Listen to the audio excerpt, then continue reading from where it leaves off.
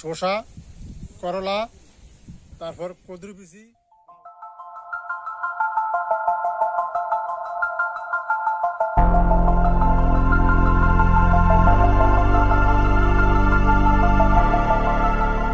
এর মধ্যে আমরা জন নাকি এটা ইয়ে দিয়ে পেঁচে রাখি, মোটা তেনা দিয়া পেঁচে রাখি বস্তার ভিতরে। পেঁচে রাখলে জন নাকি মুখটা আসে, ওঠে, উঠলেই তখন এই মাটির ভিতরে আমরা রাখি, উঠিয়ে রাখি।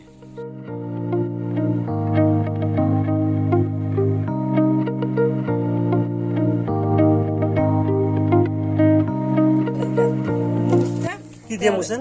মুছি এই কাপড় কি এটা যেমন আস্তে আস্তে মুছতে আর এটা দিয়ে আবার ঘুরাতে ডেকাতে ওই শুকনাটা দিয়ে ডাকতে হয়, ভিজাটা হরে দিয়ে।